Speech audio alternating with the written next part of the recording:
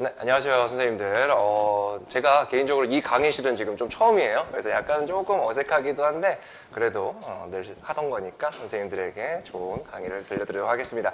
일단 선생님들 안녕하세요. 이렇게 만나뵙게 돼서 진짜 너무나 감사드리고, 정말 기뻐요. 그리고, 이거 어떡해. 어이구. 나중에 사드릴게, 제가. 오늘 이제 1월 2일이니까 선생님들 진짜 새해 복 많이 받으시기를 바랄게요. 그래서 선생님들이 특히 제일 새해 복을 많이 받으셔야 되는 선생님들이에요. 그래서 그 새해 복이라는 게 점수로 이어지고 그 다음에 그 과정 속에서 제가 조금 일조를 해드렸으면 좋겠습니다. 선생님들 이제 제 강의를 선택하는 데 있어서 많은 고민들, 그 다음에 걱정 이런 것들이 있으셨을 것이라고 생각해요. 물론 바로 느낌 와가지고 내가 이 사람으로 해야겠다라는 선생님들도 있었을 텐데 아무래도 뭔가 이 양반이 아직 소위 말해서 네임드가 아니다 이런 얘기들 많이 들어보셨을 거예요. 근데 이거는 뭐 제 자랑일 수도 있고 아닐 수도 있는데 저는 인정받은 사람이에요. 서티파이 된 사람입니다. 누구한테? 국가한테. 자랑하는 게 아니라 진짜 그런 거예요. 교육학 논술 시험이라는 것에 대해서 제가 직접 시험을 봤었고 합격했었던 사람이에요. 한 6개월 공부하고 붙은 게 아니라 좀 부끄러운 얘기지만 5년 동안, 6년 동안 공부를 했었어요. 그리고 7년 동안 교육부 생활을 했었고요. 그래서 물론 여기 있는 제가 여기에 서 있는 경력은 조금 짧을 수는 있지만 저는 절대 선생님들에게 이 수험과 관련돼서 수험 교육학과 관련돼서 전문성은 누구보다도 뒤처지지 않고 오히려 위에 있다고 생각을 합니다. 저는 그런 마음가짐을 가지고 여길 들어와요. 그래서 선생님들이 약간 물론 믿고 여기 들어오신 분들이 있고 약간 좀 반신반의 하시는 분들도 있는데 믿어주세요. 제가 확실하게 보답해드리도록 하겠습니다. 일단은 제가 강의 컨셉을 일단 말씀을 드리면 저는 오늘도 그렇고 작년에도 그렇고 했지만 딱 머릿속에 가지고 오는 생각이 있어요. 여기를 들어올 때 제가 뭐라고 생각하고 들어올까요? 가서 또 입이나 털고 와야 되겠다 이게 아니라 저는 선생님들을 진짜 선생님이라고 생각을 해요. 저는 7년 동안 제가 오늘 아침에 새벽에 세봤어요. 내가 선생님들 대상으로 연수를 몇 번 봤지? 진짜 심할 때는 한 달에 막 5-6번 한 적도 있었거든요. 한 20번 넘게 했던 것 같아요. 7년 동안. 물론 제가 대학 업무를 하고 있었던 기간도 있었는데 그걸 뺀다 하더라도 굉장히 오랜 시간 동안 많은 횟수 동안 했는데 저는 그때의 마음가짐이랑 지금의 마음가짐이랑 똑같아요. 실제 선생님들 중에 지금 기간제 하시는 분들이 있고 아니면 재임용 하시는 선생님들도 있어요. 그래서 선생님들은 그냥 저한테 그냥 선생님인 거예요. 연수예요, 연수. 이 말이 뭐가 중요하냐면요. 제가 여기 서 있으면서 제가 아직 강의한 지 1년밖에 안 돼가지고요. 제가 오늘 몸이 안 좋아가지고요. 이런 변명거리 할 이유도 없고 해서도 안 돼요. 왜냐하면 선생님들은 지금 바로 선생님이기 때문에 언제나 완성된 형태의 제가 강의를 해줘야 된다라는 마음가짐으로 합니다. 근데 선생님들도 마찬가지예요. 선생님들 당장 내년에 이제 가면요. 제가 신규라서요. 이런 거 전혀 안 통합니다. 오히려 화내요. 그렇기 때문에 선생님들은 내년에 가시면 그냥 5년차, 6년차, 10년차처럼 행동을 해야 됩니다. 그래서 제가 그런 것들에 있어서 약간 그러니까 정말 감히 얘기하자면 모범이 좀 되고 싶은 마음은 있어요. 그래서 그런 마음으로 일단은 강의에 임한다라고 생각해 주시면 좋을 것 같고요. 제가 연수를 할 때 실제 선생님들 연수를 할 때 어떻게 제일 하고 싶었냐면 주로 연수했었던 내용들은 그거예요. 교육부의 이제 그 이상한 정책들을 선생님들에게 알려줘야 되는데 그 정책 용어들이 되게 어색해요. 그리고 그걸 하고 나면 선생님들이 뭐라고 하냐면 딱 쉬는 시간이 있어요. 그때 제일 무슨 말을 제일 많이 할 것 같아요? 최 사무관님 당신 말 잘하시는데 현장은 달라요. 이렇게 얘기하는 거예요. 제일 많았어요. 제가 그 얘기가 정말 너무너무 듣기 싫었고 그러면서도 사실 진짜 몰랐을 수도 있잖아. 그래서 내가 어떻게 하면 좀 좋을까라고 생각해 봤더니 최대한 좀 쉽게 얘기하고 싶었어요. 그래서 지금도 보면 저는 교육학 강의 이렇게 하고 있는데 여기 있는 선생님들 대부분 물론 교육학이 너무 좋으신 선생님들도 있겠지만 그냥 생각만 하기도 싫어 이런 분들도 있어요. 그리고 너무 방대해서 어색해 보이고 막 용어도 막 하고 막 이거 도대체 어떻게 외워야 되는지도 모르겠고 하는데 저는 일단 이 일순환 강의 그리고 앞으로도 그렇지만 제일 쉽게 설명을 할 겁니다. 선생님들이 알고 있는 상식에서 벗어나지 않는 용어를 사용할 거예요. 그리고 예시들을 활용할 거고요. 답안에서 그거 써도 돼요? 돼요. 오히려 그렇게 접근을 해줘야 됩니다. 물론 이론적인 내용들은 이론에서 말하는 용어들을 써야 되겠지만 우리가 소위 말해서 현장형이라고 하는 것들은 쉽게 쓰고 쉽게 이해시키는 게 좀 더 중요하거든요. 그래서 그렇게 접근을 해주셨으면 좋겠어요. 자, 일단은 오늘의 강의 이렇게 말씀을 조금 드리면 오늘은 일단 기본적으로 첫 시간은 OT 얘기를 할 거고요. 그 다음에 여러 가지 이제 교육 철학, 교육사에 대해서 얘기를 할 거예요. 그래서 선생님들이 야, 첫날부터 교육 철학, 교육사를 해? 라고 생각하시는 분들이 있어요. 제가 이 업계에 처음 들어올 때 첫날 교육 철학을 하지 말래. 왜 그러냐 그랬더니 그거 듣고 애들 다 이제 피곤해져서 수강 취소를 한다는 거예요. 근데 저는 오히려 이건 좀 이따도 얘기를 하겠지만 어떤 학문을 하는 데 있어서 가장 기본은 그 뭔가 전반적인 사고, 그 다음에 전반적인 역사를 알아줘야 돼요. 그래야지만 뒤이어서 나오는 교육 과정, 교육 방법, 교육 행정 이런 것들이 조금 더 쉽게 이해가 되거든요. 그래서 오늘 이렇게 교육 철학, 교육사 조금은 재미없을 수 있겠지만 그래도 제가 최대한 쉽게 설명을 드릴게요. 자, 일단은 오늘 이제 강의 안내부터 말씀을 드릴게요. 여기서 뭐 필기할 것들은 없어요. 제가 별도로 자료도 제공한 것도 아니고 뭐 합격 전략 설명회나 아니면 뭐 프리스쿨 때도 간단하게 말씀을 드렸던 거예요.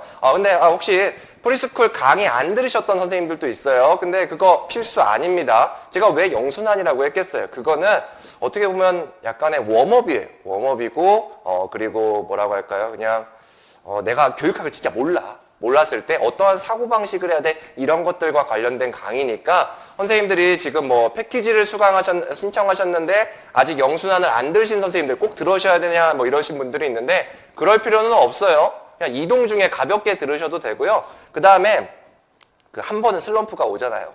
한 번은 슬럼프가 왔을 때 그 교육학 그 기본적인 내용들 한번 싹 훑는 용도로도 할 수가 있으니까 그렇게 생각해 주셨으면 좋겠습니다. 자, 일단은 우리 다시 한번 보도록 할게요. 자, 우리 시험의 이제 출제 경향을 보면 우리 14학년도에 논술형 시험이 도입된 이후로 현장 적용형으로 이제 출제 유형이 안정화가 됐습니다. 제가 주로 말씀을 드리죠. 저는 오픈형이라는 말을 그렇게 선호하지는 않아요. 어떻게 시험 문제에서 답이 없겠어요. 답이 어느 정도 방향성은 있습니다. 명확하게 얘만 답이에요가 아니지 답의 방향성은 있는데 그 말은 뭐냐면 이론을 현장에 적용하는 방식들이거든요. 그래서 그런 부분들 제가 그래서 말로 현장형 이렇게 하는 것들이 소위 말해서 오픈형이다 생각하시면 좋을 것 같습니다.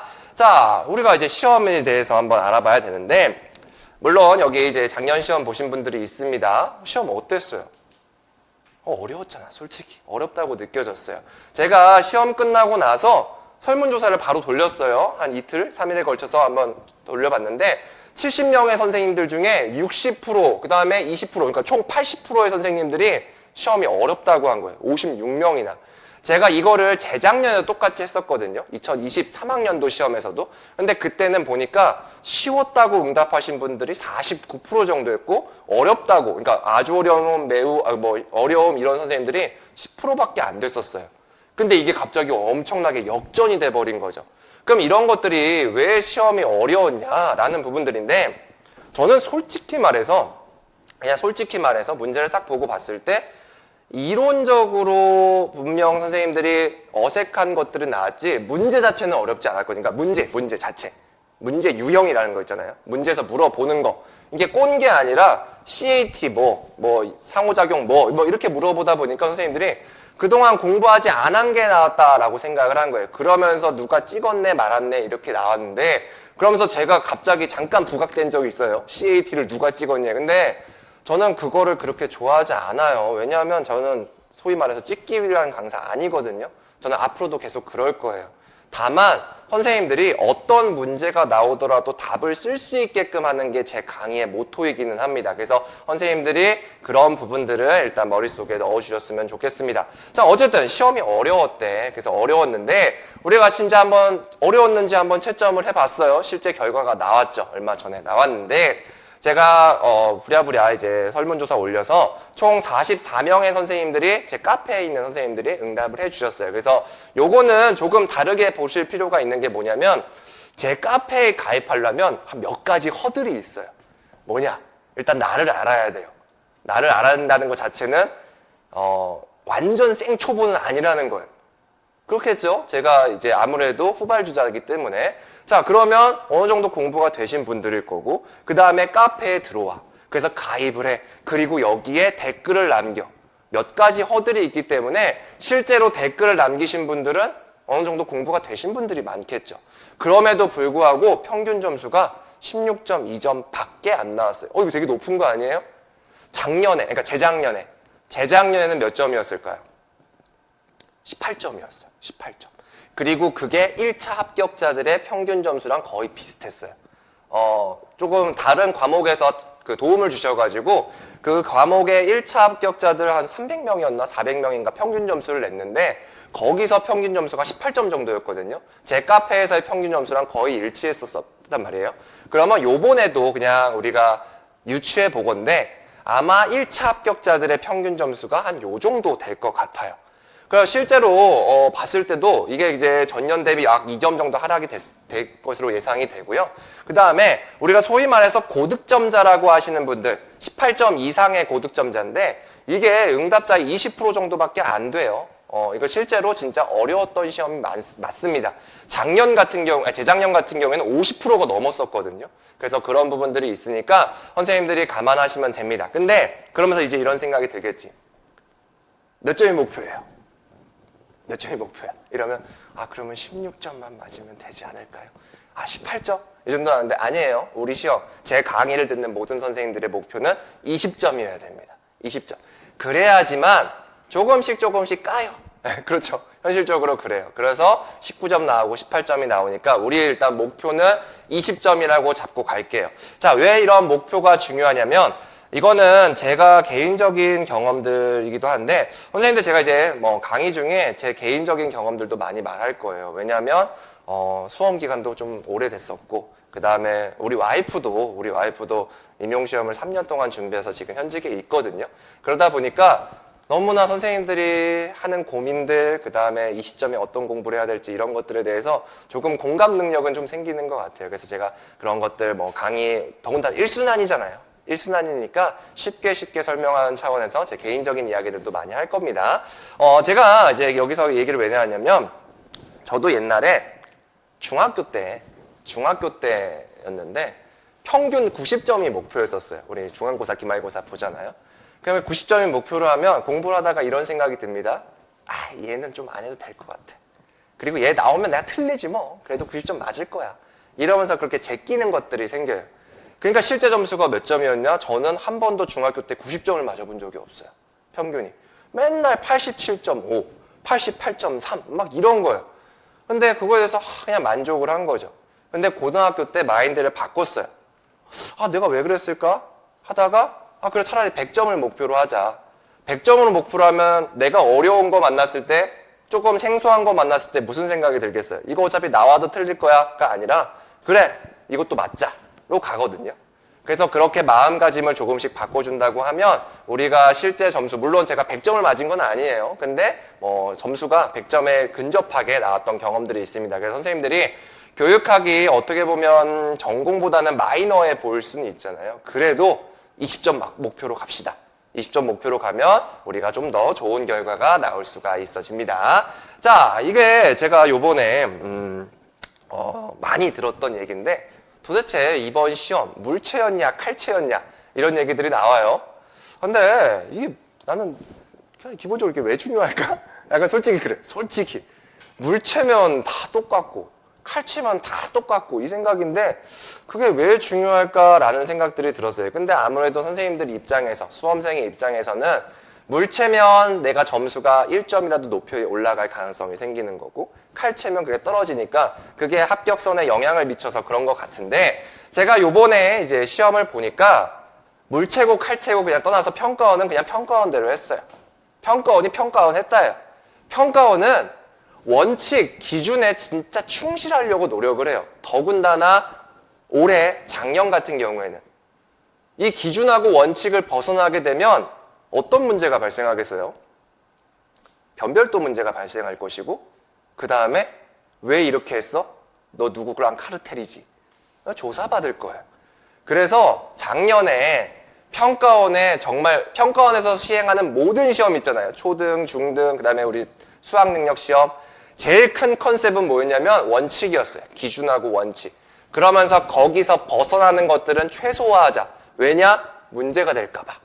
문제가 될까봐. 제가 카메라를 껐으면 좀 더 할 얘기가 좀 있을 텐데, 그거는 나중에 우리가 좀 더 라포가 생기면 하도록 할게요. 그래서, 그런 부분들이 있습니다. 그래서, 그럼 기준이 뭐냐라는 거예요. 평가원의 기준이 뭐냐? 거의 한 번도 바뀌지 않았어요. 이론형 문제라는 거 있잖아요. 명칭, 개념, 특징, 이런 것들. 얘네들은 당연히 깐깐하게 해야죠. 소위 말해서 칼체해야 되는 거예요. 그거 학군위의 주체, 3주체 있는데, 지역 셀럽 아니잖아요. 솔직히 말해서. 지역사회 전문가는 내가 오케이 되더라도. 그리고 교사, 오케이, 교사는 돼. 근데 교직원은 또 안 된단 말이에요. 왜냐면 교직원은 행정직원도 들어가게 되니까. 그래서 그런 부분들은 당연히 칼체해야죠. 근데 현장형 문제라고 하는 것들 있잖아요. 고려할 점, 유의해야 될 점, 무슨 방안, 이런 것들은 쓰는 사람의 특성, 그 다음에 쓰는 사람의 경험, 이런 것들에 의해서 조금씩 달라집니다. 그래서 이런 것들은 큰 틀, 논리적으로 뭔가 문제가 없다, 큰 주제랑 연관이 된다라고 하면 조금은 우리가 소위 말해서 물체가 되는 거예요.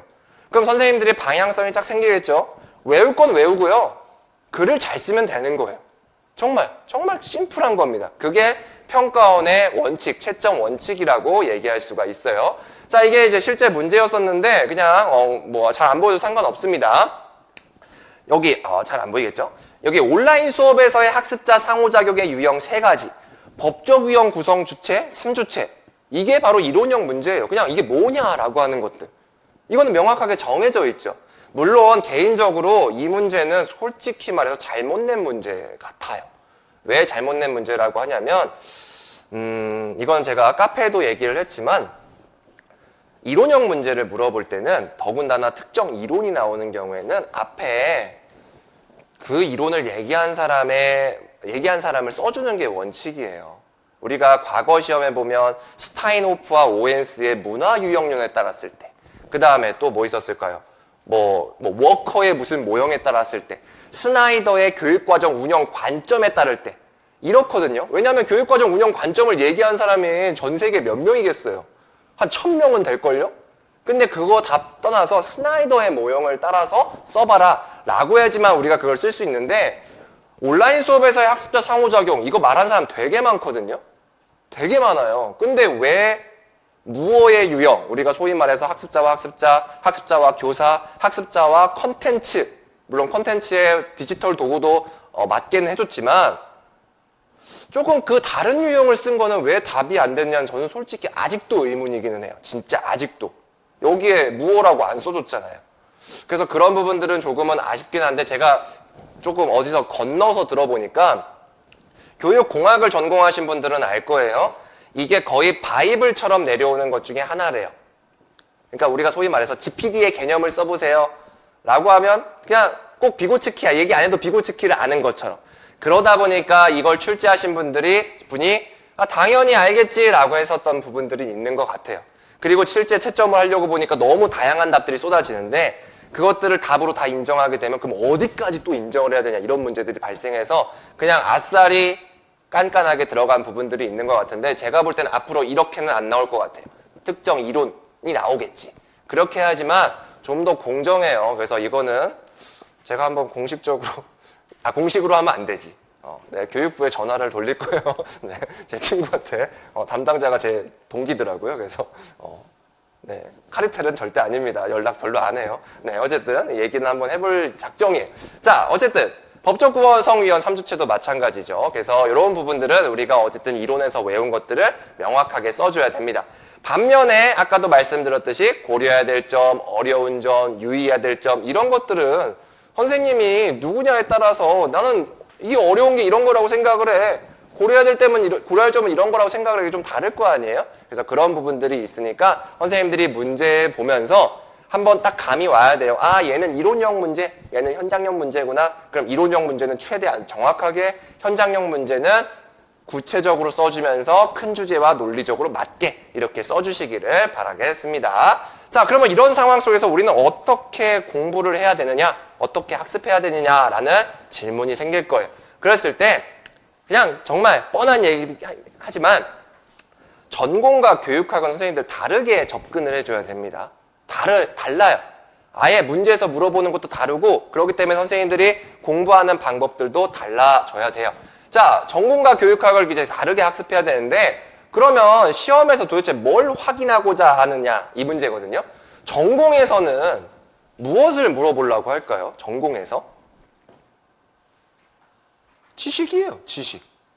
얼마나 너 지금 전공에 대해서 내용을 잘 알고 있니? 그리고 그 전공을 가르치려고 하는 것에 대한 지식을 얼마나 잘 알고 있니? 그러니까 우리가 교과교육론 배우고 그 다음에 여러 가지 그 학문들의 선생님들 개별적인 과목별로 있는 여러 가지 내용 지식들을 배우잖아요. 굉장히 지식에 초점을 두고 있는 게 전공시험이에요. 그러면 우리가 전공시험을 당연히 공부할 때는 어떻게 해야 되겠어요? 열심히 외워야 돼요. 열심히 외워야 돼요. 그래서 제가 요번에 12월 달에 우리 방문각 임용해서 하는 모든 전공 선생님들의 합격 전략 설명을 다 봤거든요. 진짜 너무너무 힘들었는데 되게 공통점이 하나 있었어요. 뭐였냐면 물론 조금씩 차이는 있겠지만 전공은 6월까지 이론 강의를 때려박아요. 막 해. 왜냐? 얘를 물어보니까. 그러니까 우리가 당연히 이렇게 공부를 해줘야 되겠죠. 그래서 이렇게 내 건가요? 아니지? 이론적인 공부를 해줘야 되는 거고 그 다음에 7월부터는 이론을 잘 알고 있는지 문제풀이로 가는 거예요.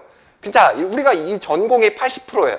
그래서 이런 학습법을 하다 보니까 선생님들이 그럼 교육학도 어떻게 해야 되는지 아냐면 6월까지 내가 이론 정보를 진짜 빡세게 해야 되겠다. 그리고 7월부터 모의고사 빠바바 풀어야지. 이렇게 접근을 하는데 그렇게 교육학은 그렇게 접근하는 건 아니에요. 왜냐?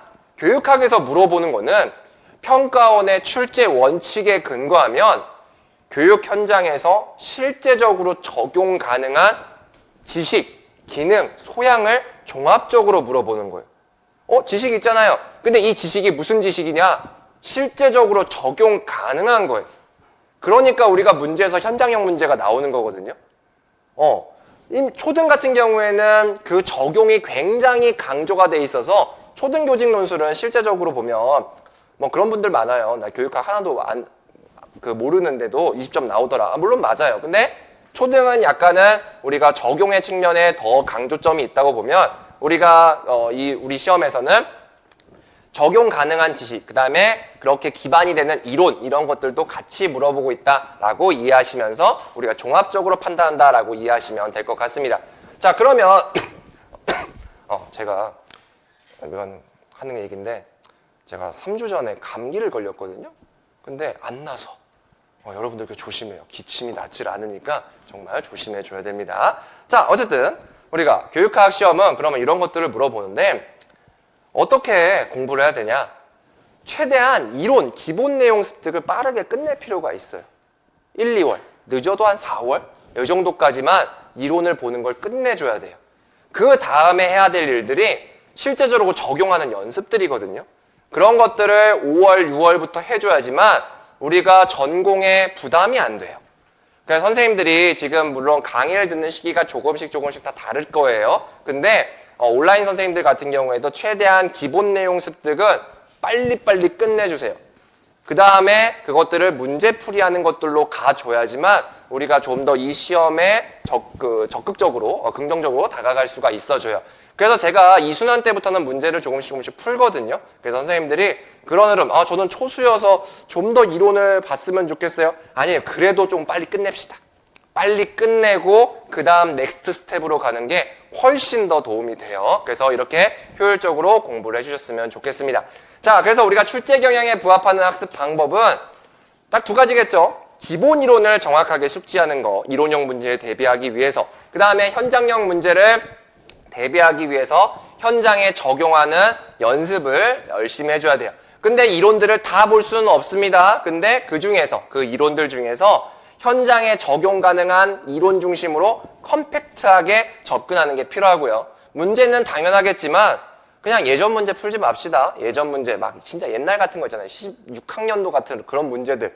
그건 사실은 현장형 문제는 아니에요. 그냥 다 특징 장단점만 이런 거 묻고 있지. 그래서 최대한 트렌디하게 접근하는 게 필요한데 제가 미라클 모닝 300제라는 걸 만들어 놨잖아요. 그래서 선생님들이 그거는 물론 작년에 만든 거긴 하지만 제가 진짜 심혈을 기울여서 만든 거거든요. 그래서 그거 푸는 것만으로도 트렌디한 연습은 충분히 되실 것이라고 생각을 합니다. 자, 그래서 제가 그런 방식으로 해서 커리큘럼을 이렇게 짜놓은 거예요. 그래서 1순환부터 5순환까지 놓고 중간중간에 약간 보완되는 순환들을 마련해 놨는데 우리가 컨셉을 잡아볼 필요가 있어요. 1순환과 2순환은 아무래도 이론적인 것들을 내 머릿속에 넣는 파지에 집중해 주시면 좋을 것 같고요. 그 다음에 3순환부터는 인출을 한번 해보는 거예요. 근데 3순환은 이론을 인출한다고 하는 것이면 4순환은 이론을 적용하는 인출이라고 생각하시면 됩니다. 그리고 실제로 가서 이제 5순환 때로 가면 실전으로 가게 된다. 이런 흐름으로 우리가 교육학이 진행이 된다라고 보시면서 선생님들이 연간 선생님들만의 계획을 짜주실 때도 이런 흐름으로 우리가 가주셨으면 좋겠어요. 다만 조금 우려는 아니고 고민 뭐 그런 것들이 있는데 단과로 들으시는 분들 있잖아요. 여기서 1순환 내가 1순환 열심히 듣고요. 저는 5순환 때 다시 들어올 거예요. 라는 선생님들이 있어요. 그거 뭐 나쁜 거 아니에요. 제가 그거 뭐 부정하는 것도 아닌데 유의해야 될 게 뭐냐면 1순환 끝나고 나서 그냥 놓으시는 경우가 있어요. 그러니까 아예 놓는다고. 논다는 얘기가 놓은다고. 놓는 경우가 있는데 그러지 말고 미라클 모닝 문제집을 풀던지 아니면 제가 4월 말인가 이거 문제집 하나 나오거든요. 그래서 그거 문제 그냥 푸셔도 돼요. 물론 다 해설지 다 붙어 있습니다. 그래서 그런 것들 하시면서 꼭 인출의 연습을 하고 실전으로 들어오셨으면 좋겠어요. 자, 그래서 우리가 이제 이번 강의는 1순환 토대 마련이라고 할 수가 있는데 강의에 대해서 기본적인 설명을 드리면 제가 이제 이거는 전 파트에 대해서 기본 이론을 상세하게 말씀을 드릴 겁니다. 그래서 교육 철학부터 시작해서 이런 커리큘럼으로 가고 있는데 작년에 이제 이 강의를 이렇게 하면서 진짜 딱 한 명이 질문을 하신 거예요. 왜 이렇게 순서를 짜셨어요? 선생님들 그런 궁금증은 잘 안 갖지 않아? 왜 저 인간이 목차를 이렇게 잡았을까? 저는 1순환부터 5순환까지 다 이 순서로 하거든요. 왜 그러냐면 이건 너무나 학문으로 하는 데 있어서 당연한 접근이기는 해요. 특히나 교육학 하는 데 있어서. 기본적으로 우리가 생각을 알고 그 생각이 반영된 교육 과정에 대해서 알아야 되겠죠. 실제로 그래요. 생각이 반영된 게 바로 교육 과정이에요. 오케이, 그 교육 과정을 나는 가르치고 평가할 겁니다. 근데 가르치고 평가하는 데 있어서 애들을 잘 이해해야 되겠죠. 그래서 교육 심리학을 할 거예요. 그래서 우리가 열심히 가르쳤어. 근데 가르치다 보니까 애들 생활 지도도 좀 해줘야 되고 상담도 해줘야 돼요. 그래서 생지 상담을 배우는 거예요. 자, 여기까지가 선생님들의 역할이라고 할 수가 있겠죠. 자, 근데 선생님들이 좀 더 적극적인 역할, 좋은 역할을 하기 위해서 지원 방안들이 필요할 거예요. 그게 바로 교육 행정일 거예요. 자, 이런 교육 행정까지 했어. 그래서 사회는 어떻게 될 거야? 라는 부분들이에요. 그러니까 이런 흐름들이거든요. 그러니까 선생님들이 공부를 하실 때도 저는 우리가 어쨌든 1순환으로 들어오셨으니까 저는 부탁드리고 싶은 게 있어요. 아예 제 사고방식으로 해주셨으면 좋겠어요. 기존의 선생님들이 가지고 계셨던 교재들 어쨌든 우리가 이걸로 선택한 이상 이걸로 갑시다. 끝까지. 저는 뭐 어떤 교재가 더 좋아서요. 이전에 강사 선생님이 들었던 교재가 좋아서요. 물론 그게 맞을 수도 있잖아요. 근데 지금 1순환에 들어오신 이상 완전히 생각을 바꿔주시면서 해주신다고 하면 제가 말씀드렸던 어떤 문제라도 접근할 수 있는, 대응할 수 있는 그 대응 능력이 생기실 거예요. 자, 일단 강의는 우리가 이제 2월 27일까지 총 16회에 걸쳐서 진행이 되게 되는데 일단 기본적으로 4시간은 잡고 있습니다. 4시간 잡고 있는데 저는 강의 오버되는 거를 되게 싫어하거든요. 제가 야근이 싫어서 교육부를 나왔는데 내가 또 하고 싶겠냐고요. 그리고 이건 장담할게요. 저는 한 번도 보강을 한 적이 없어요. 보강하려면 제가 세종에서 올라와야 되거든요. 그래서 싫어. 그래서 선생님들 절대 보강은 없을 거다. 그리고 가급적이면 13시 이전에 끝내려고 할 텐데 물론 10분, 20분은 그 정도는 코리아 타임으로 좀 봐주세요. 자, 그리고 설날이 한번 있더라고요. 설날이 한번 있어서 우리가 요때는 쉬고, 그러니까 오늘도 우리가 화요일에 시작을 했잖아요. 어제 쉬었고, 그리고 요때도 우리가 월요일에 쉬고 화요일에 시작이 되니까 그거 감안해 주셨으면 좋겠습니다. 자, 그래서 요게 일단 기본적인 우리 그 안내도인데, 여기서 조금 확인해야 하실 게 뭐냐면, 제가 4주차랑 8주차 끝나고 나서 시험을 한번 볼 거예요. 시험을 한번 볼 건데, 모의고사 보면 어떻게 처음부터 2장 다 써요. 딱 10점짜리 볼 겁니다. 그래서 소주제 2개 나올 건데, 4주차 끝나고 보는 시험에서는 뭐 나오겠어요? 과정하고 방법에서 하나 나올 거예요.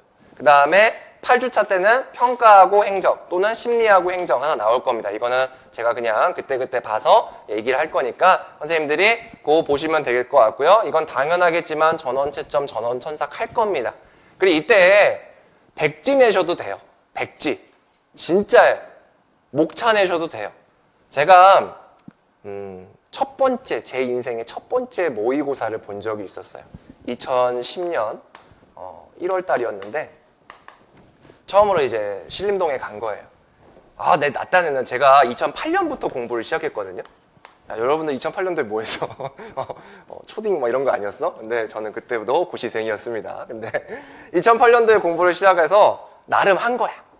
내가 강의도 다 들었고, 물론 답안은 안 써봤습니다. 강의 다 듣고 열심히 노력을 해서 10년도 1월 달에 내가 신림동을 한번 접수하러 가야겠다. 그래서 갔어요. 문제를 딱 받아봤는데 한 글자도 못 썼어요. 정말. 한 글자도. 손이 떨리더라고요. 그래서 그걸 딱 하고 제가 독서실에 와서 그 계단 있잖아요. 계단에 앉아서 울었어요. 진짜 꺼이꺼이 울었는데 제가 거의 처음이자 마지막으로 공부 때문에 울었던 것 같아요. 그때가. 한 번 울고 나니까 수치스러웠던 게 뭐였냐면 못 냈다는 거예요. 한 글자도 못 썼다는 거, 그것뿐만 아니라 내가 못 냈다는 거. 그래서 그 다음 날은 그냥 뭐라도 써서 냈어요. 그리고 그 다음 하고 나니까 그게 익숙해지더라고요. 그래서 제가 이해는 물론 합격은 하진 못했지만 점수는 굉장히 좋았었거든요. 그래서 선생님들도 이번에 이 4주차, 8주차 때 보는 하프 모의고사 진짜 하나도 안 써질 수도 있어요. 특히 서론. 여러분들 서론 쓰는 거 의외로 처음에는 어려워하거든요. 그러면 쓰지 마요. 안 써도 돼요. 그냥 키워드만 써요. 괜찮아요. 어쨌든 우리가 한번 써보는 게 중요하니까 무조건 써주시고 첨삭 받으셨으면 좋겠습니다. 점수 3점 맞아도 돼요. 진짜. 이거는 내가 허락을 받았으니까 작년 1순환 때 그 어떤 선생님이 있었어. 초수였어요. 그 선생님이 초수였는데 3점 맞았어요. 첫 번째 시험에서 10점 만점에. 그래서 그 친구가 이제 24살 남자친구인데 막 부끄럽다고 막 얘기를 하는 거예요. 그래서 제가 괜찮다고 하면서 했는데 그 친구 이번에 1차 붙었거든요. 만들어줄게.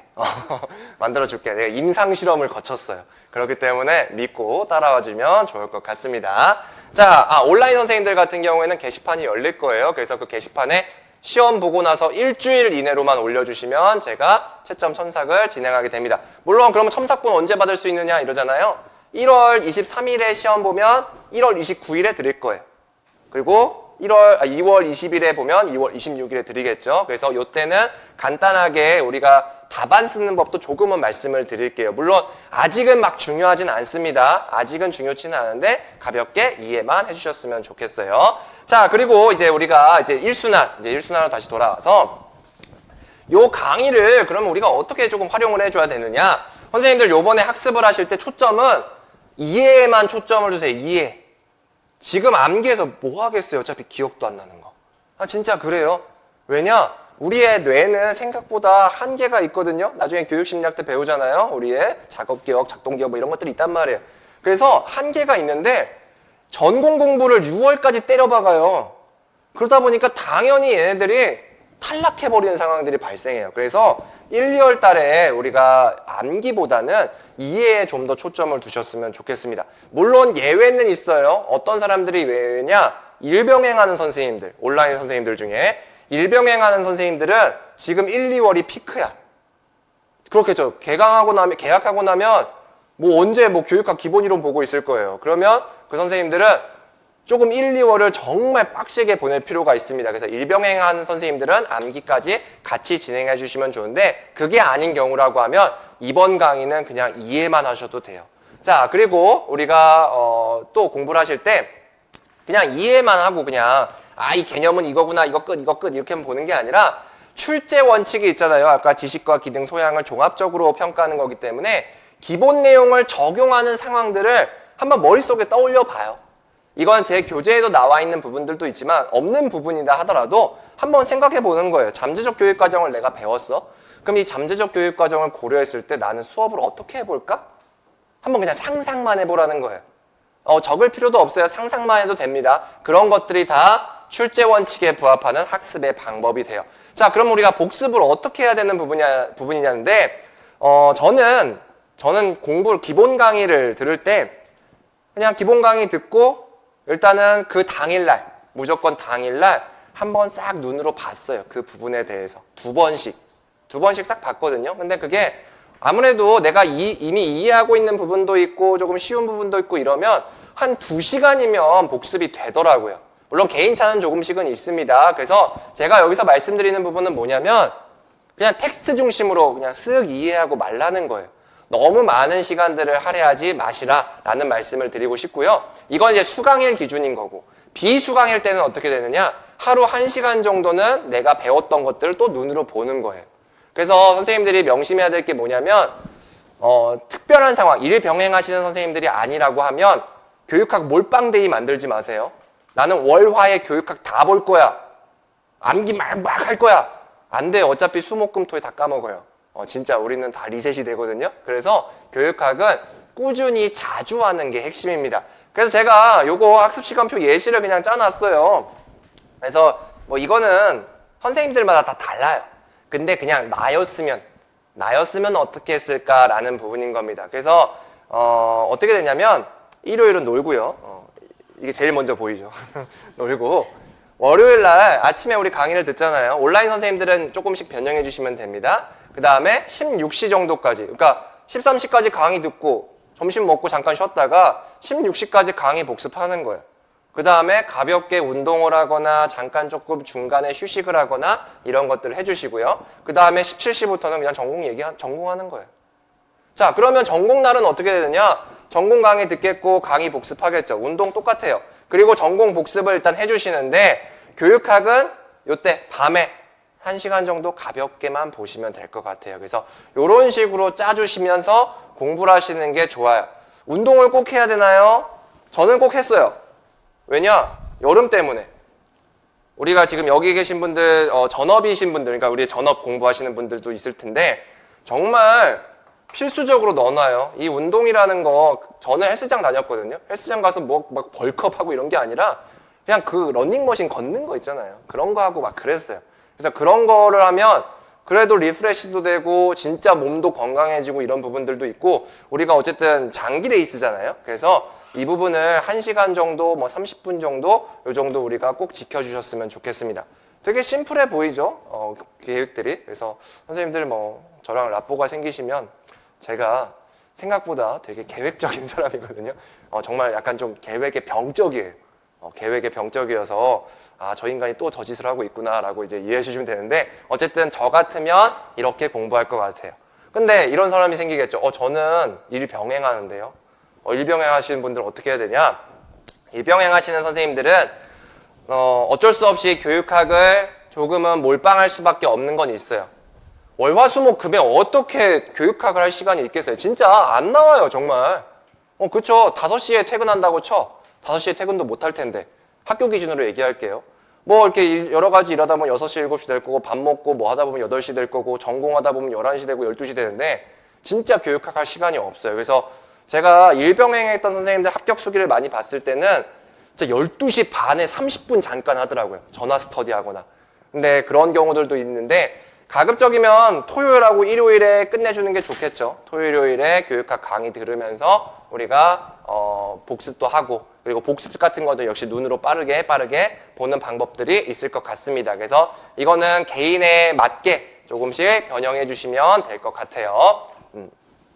자, 그러면 우리가 아직 시간이 좀 애매하니까 일단 강의부터 들어가도록 합시다. 이건 쉬운 내용이니까. 자, 이제는 우리가 교육의 기초부터 해서 대장정을 걸어갈 거예요. 그래서 선생님들이 이제 정말 많은 내용들을 학습하게 될 텐데 꼭 기억해 두셨으면 하는 게 그거예요. 오늘 배우는 이 교육의 기초, 이것들을 끊임없이 리마인딩을 조금 해주세요.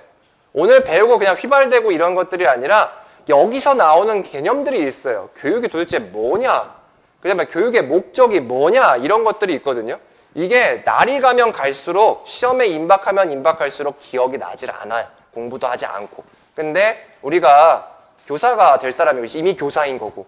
그래서 이런 기초적인 내용들을 반드시 조금은 기억해 주셨으면 좋겠습니다. 자, 우리 교재들 다 가지고 계실 거고요. 그 다음에 우리 요 문제는 어떻게 활용하시면 좋냐면 제가 출제 가능 포인트 같은 경우에는 강의를 하는 중간중간에 가볍게 풀 거예요. 그래서 선생님들이 보시면서 이렇게 접근하면 되겠지 표시만 해주세요. 그리고 나중에 복습하실 때 다시 한번 풀어보시면서 우리가 문제를 실제적으로 적용하는 그런 연습을 해주시면 될 것 같고요. 형성평가 같은 경우에는 오늘 이제 제가 복습하라고 했잖아요. 눈으로 쓱 복습하고 나서 그 다음에 한번 풀어보시면 좋아요. 어차피 한 10문제 정도, 그 다음에 빈칸, 그 다음에 OX 이런 것들이 주로 들어가게 되는데 그렇게 활용해 주시면 좋을 것 같습니다. 자, 그래서 이제 우리가 교육철학과 교육사를 먼저 이제 보도록 할게요. 자, 우리가 이 부분 어떻게 보면 선생님들이 제일 싫어하는 부분이죠. 이거 안 해도 되는 거 아니에요. 어차피 출제 안 되잖아요. 맞아요. 15학년도에 자유교육이 나온 이후로는 한 번도 출제가 된 적이 없어요. 그래서 근데 객관식 때는 되게 많이 나왔었거든요. 객관식 때 우리가 50문제, 40문제를 기준으로 한다고 하면 8개씩은 나왔어요. 정말. 그래서 이게 정말 안 중요해서 안 나오는 게 아니라 시험이 우리가 소주제 4개 나오잖아요. 4개 나오는데 그 4개에 비해서는 중요성이 조금은 떨어져 보이니까 안 나오는 거예요. 근데 만약에 소주제 5개를 물어봐, 6개를 물어봐, 그러면 언제든지 또 출제될 수가 있습니다. 그러면 출제가 되는 것을 대비해서 우리가 모든 것들을 봐야 되느냐? 아니에요. 그렇진 않아요. 선생님들이 한번 생각해 볼게요. 선생님들 우리 이미 중간고사, 기말고사 내본 경험들도 있으신 선생님들 있을 텐데 여태까지 한 번도 안 나온 주제야. 그걸 선생님이 출제하려고 쳐봐. 그럼 뭘 내겠어요? 쉽게 내겠지. 기본적인 거 물어볼 거예요. 왜냐? 어차피 공부 안 할 거 다 알고 있어요. 안 한 거 다 알고 있어요. 근데 조금이라도 더한 친구를 뽑고 싶단 말이에요. 그러면 기본적인 거 물어볼 겁니다. 교육철학, 교육사에서 출제가 된다고 하면 정말 기초적인 이론형이 나오고 말 거예요. 특징, 장단점 이런 거 물어보고 말 거예요. 그러면 우리가 공부할 때 그냥 그것들만 중심으로 보면 되겠죠. 한 줄씩만 정리하면 되는 거예요. 그래서 나중에 제가 시험에 임박하면 정리 자료들을 드리기는 할 텐데 그때 교육철학 부분을 아예 무시하는 게 아니라 한 줄씩만 알면 됩니다. 한 줄씩만 알면 나머지 것들은 접근이 다 가능해요. 그리고 하나 좀 더 추가적으로 본다고 하면 교육철학, 그런 여러 가지 교육철학들이 있습니다. 진보주의, 본질주의, 항존주의, 재건주의 이런 애들이 있는데 이런 애들을 바탕으로 우리가 실제 수업을 할 때 좀 어떤 영향을 좀 미칠까? 요 정도? 요 정도예요. 뭐 진보주의 아동 중심이에요. 애들 경험 중심이에요. 그러면 수업할 때 애들 직접적으로 경험하는 거 하겠지. 뭐 체험하겠지. 이 정도예요. 그 이상 안 해도 된단 말이죠. 그래서 선생님들이 이 부분 공부하실 때는 정말 간단한 개념 중심으로 공부하셨으면 좋겠어요. 그리고 이제 공부를 하실 때 어떤 게 이제 주요 전략이 되냐면 저는 딱 다 필요 없고 이렇게만 해줬으면 좋겠어요. 우리 이제 교재에 제일 앞에 보면 마인드맵 나오잖아요. 마인드맵을 딱 펼쳐놓고 타인에게 설명할 수 있을 정도면 끝이 납니다. 마인드맵 보면서 외우라는 게 아니라 보면서 이런 분으로 갔어요. 그래서 그렇게 설명하면 한 15분 정도면 끝나거든요. 교철사가. 그 정도만 해도 충분하고 차고 넘쳐요. 그래서 우리가 이 부분들 앞으로 공부할 때 복습할 때 어떨 때 모두 다 마인드맵을 가지고만 공부하시고 하다 보면 내가 설명이 막히는 부분이 있잖아요. 체크해요.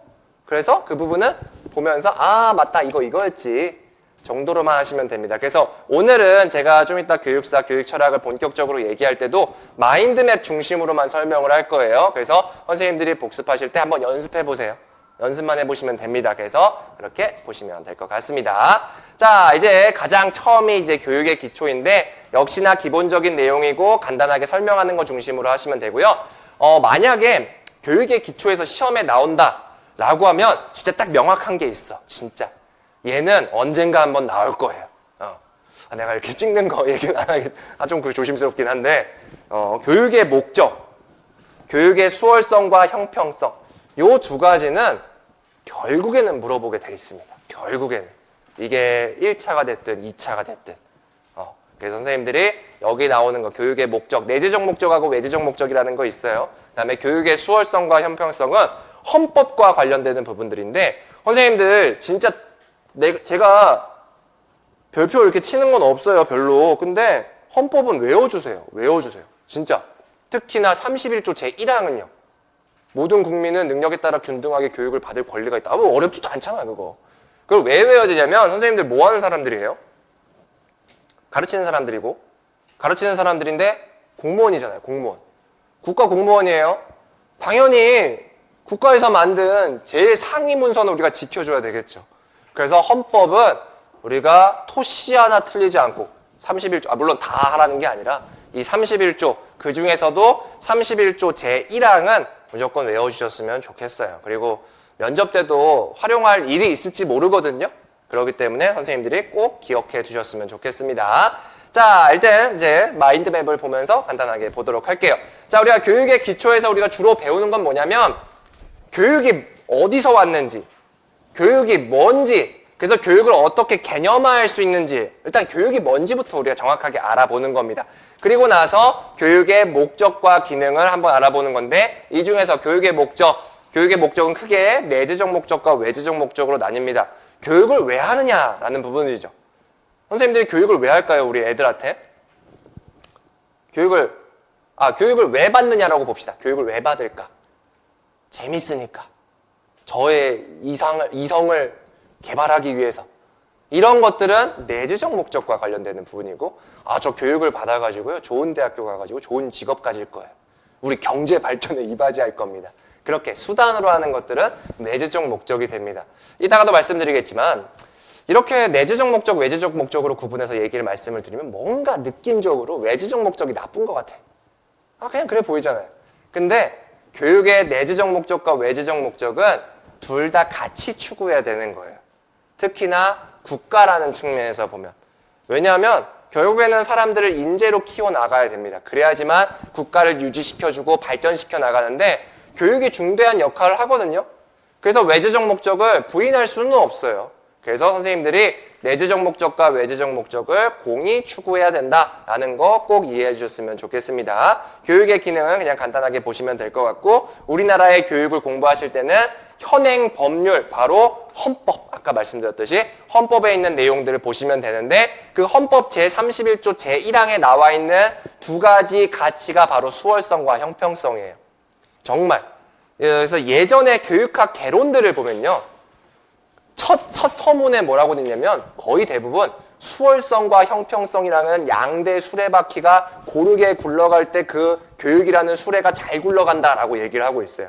그래서 이 수월성과 형평성은 선생님들이 명확하게 개념까지 정확하게 암기하셔야 됩니다. 특히나 이 수월성에 대해서. 왜냐? 형평성은 다 알아요. 뭐겠어요? 그냥 공평하게 하는 거잖아요. 그러면 수월성이 뭐냐라고 하면 교육을 수월하게 하는 거예요. 이렇게 돼버리거든요. 근데 그게 아니라 정확하게 명칭을 암기할 필요가 있습니다. 자, 명칭 암기, 그러니까 개념 암기와 관련돼서 그냥 하나 말씀을 갑자기 생각나는 게 있는데, 누가 그러더라고요. 선생님들 그거 아시죠? 제가 그 오픈 카톡방 하나 있는 거, 그래서 들어와 계신 분들도 있는데, 일단 그 오픈 카톡방은 1월 31일까지만 한시적으로 운영을 할 거예요. 선생님들, 초수 선생님들이 조금은 이제 어려움을 겪는 경우가 있는 것 같아서 그때까지만 운영할 거라서 선생님들 뭐 질문하실 거 있으면 거기다 올려주시면 됩니다. 근데 그 중에 질문 중에 하나가 기억나는 게 뭐냐면 설명이나 이런 걸 보니까 제가 청킹을 되게 싫어하는 것 같대. 앞글자 따서 외우는 거. 그래서 어떻게 공부하면 좋을까요? 이렇게 물어보더라고요. 그래서 맞아요. 저는 청킹을 그렇게 좋아하지 않아요. 근데 그렇다고 그것을 완전 부정하지도 않아요. 분명히 청킹이 좋은 게 있거든요. 저도 그렇게 공부했어요. 통합교육과정의 원칙 중일적이라고 저도 외웠어요. 근데 모든 것들을 그렇게 외우니까 걔네들끼리도 충돌이 나니까 제가 그러지 말라는 거거든요. 분명 그게 효과는 있지만 이 논술형 시험에서 제일 효과적인 공부 방법 중에 하나가 뭐냐면 개념을 정확하게 외우는 거예요. 개념. 교과서에 있는 개념 있죠? 교수님들 교과서에 있는 개념을 허투루 만들지 않아요. 우리 논문들 많이 봐봤죠? 논문에 보면 첫 번째 목차는 서론이에요. 두 번째 목차가 뭐였어요? 이론적 논의예요. 이론적인 논의. 내가 이 쓰고자 하는 이 논문은 도대체 기존에 어떤 이론적으로 논의했는가 그러면서 거기에 개념이 딱 나와요. 그 개념을 왜 써야 되냐면 왜 그 개념을 첫 번째로 제시하냐면 갑자기 뭐 다른 얘기를 하는데 이제 이론적 논의 이제 이 논문 얘기하는 거예요. 이론적인 논의가 나오면서 개념이 나옵니다. 어떤 것의 개념. 그러면서 뭐라 막 설명을 해. 막 이렇게 해요. 막 어려운 말 해요. 도대체 이 개념을 왜 저렇게 세 줄씩이나 할까? 그런 의문 든 적 없어요? 도대체 뭐 이렇게 별것도 아닌 개념을? 근데 이 개념을 바탕으로 특징이 나오고요. 그 특징을 바탕으로 장단점이 나와요. 결국에 이 개념 한두 줄, 세 줄 이렇게 나와 있는 게 이 이론에서 말하는 모든 것들을 집약하고 있는 거거든요. 아, 그러면 공부하기 편하네요. 이것만 외우면 되겠네. 아, 진짜 그런 경우가 많아요. 그래서 저는요. 예전에 공부할 때 정말 개념은 토시 하나 안 틀리고 외우려고 노력을 했어요. 특징, 장단점을 앞글자 따서 외운 게 아니라 개념을. 그 개념만 정확하게 한두 줄로만 외우고 나면 어떤 문제가 나와도 그 개념에서 조금씩 유추해서 쓸 수가 있을 것 같은 거예요. 실제로도 그랬고. 원리? 내가 안 외웠는데? 중일적이라고 안 외웠는데? 근데 통합교육과정이 교과에 중요한 내용을 추려가지고 학습자 수준에 맞게 통합하는 거래. 그럼 원리가 뭘까? 중요성의 원리, 중요한 내용이니까. 학습자 수준에 맞으니까 학습자 적합성의 원리. 그게 중일적이거든요. 나중에 통합교육과정에서 설명을 드릴게요. 왜 중일적이라는 게 나오게 됐는지. 그래서 선생님들이 개념부터 정확하게 아시면 됩니다. 교육의 양대인형 수월성과 형평성 막 이렇게 외우기 전에 이 수월성과 형평성은 헌법 제31조 제1항 모든 국민은 능력에 따라 균등하게 교육을 받을 권리가 있는 거예요. 그러면 균등하게가 형평성과 관련된 것일 것이고 능력에 따라가 수월성과 관련된 교육이겠네요. 그렇겠죠. 그런 식으로 접근하게 되면 선생님들이 공부해야 될 양들이 굉장히 줄어집니다. 그래서 그렇게 공부하셨으면 좋겠고 제가 이런 것들이 뭐냐라고 왜 나는 이것들을 익숙한데 그럴까? 근데 이게 사회과학에서 이렇게 주로 공부를 많이 해요. 사회과학에서. 경제학, 행정법, 행정학 이런 데들 있잖아요. 사회과학에서 주로 이런 식으로 논문을 많이 쓰거든요. 근데 제가 사회과학을 공부했잖아요. 행정학을 전공하다 보니까 그런 부분들이 익숙한데 근데 학부는 또 인문학을 했거든요. 역사교육을 했으니까. 그러니까 국어, 영어, 그 다음에 그런 문과적인 선생님들이 약간 어색해 보일 수도 있어요. 근데 교육학은 사회과학이에요.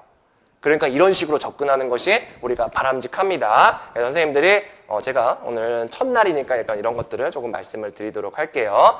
자, 우리가 교육의 어원부터 조금 보도록 할 텐데 좀 시간이 좀 애매한 것 같아. 그래서 10분 정도 우리가 쉬었다가 교육의 어원부터 한번 보도록 할게요. 우리가 저시계로 10시 5분에 시작하도록 하겠습니다.